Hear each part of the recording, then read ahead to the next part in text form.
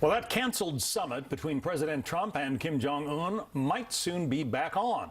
A top aide to North Korea's leader now heading to New York for talks on preparations for a face-to-face meeting.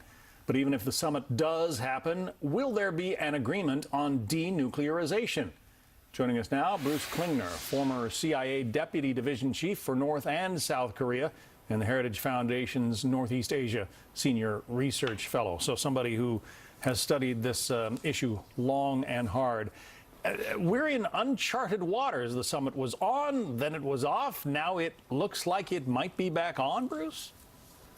Yeah, exactly. And the pace of the events, even just in the last week, really is mind-boggling. We had a U.S.-South Korea summit, a sudden surprise inter-Korean summit. We've had now talks of U.S. More sanctions on Chinese financial entities, which is long overdue, but now on hold pending the summit.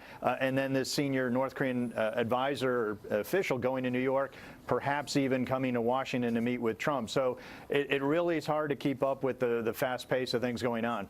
It's not a diplomatic word, but the North Koreans got a little bit snarky last week, and that's what led President Trump to cancel the summit. The fact that it now appears to be back on, does that mean that they want this more than we do? Well, there were actually 4 North Korean statements, and in sort of typical fashion, they were insulting and occasionally threatening. The most important one, though, was from Kim Dae-kwon, another senior official, who really articulated publicly the wide divergence in views on what constitutes North Korean denuclearization. You know, the quite difference between what Pyongyang thinks and what Washington thinks. So with this Kim Young-chol coming, we don't know if it's just talking about logistics and in order to get the summit back on track, or whether he's bringing some message from Kim Jong-un, whether North Korea is willing to actually deal on their nukes or not. So the substance is far more important than the logistics. Does President Trump go into this meeting essentially saying the only reason to have it is if you are willing to completely dismantle your nuclear program?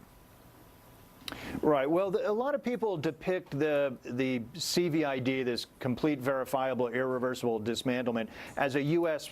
proposal. It's actually a requirement under UN resolution. So President Trump can't fall off that.